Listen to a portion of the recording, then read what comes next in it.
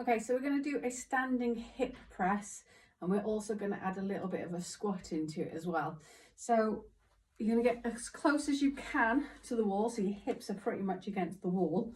And what you're going to do is your feet are going to be underneath your hips.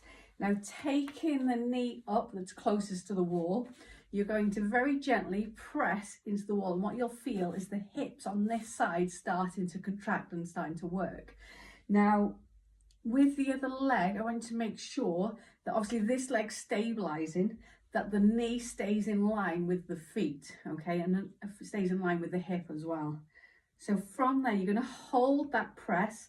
So you've got to think that the muscles on your hips on this side are contracting against the wall because they're pressing, and these muscles on this side are also contracting because they're having to stabilize, okay?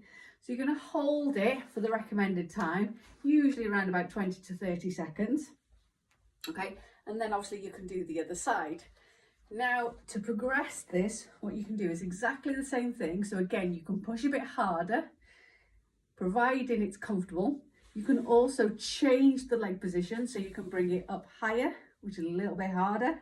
Okay, you can bring it lower to make it a little bit easier, but all the time this opposite leg is stabilizing.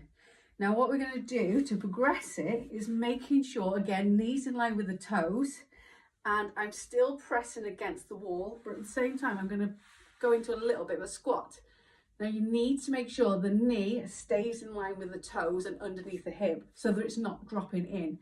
So you're going to have to really work on using those muscles in this hip to pull that knee outwards slightly, and again keeping that contraction. And then you can stand it up, and then you can go again. So going just as low as you feel comfortable. Obviously the lower you go, the harder it's going to be.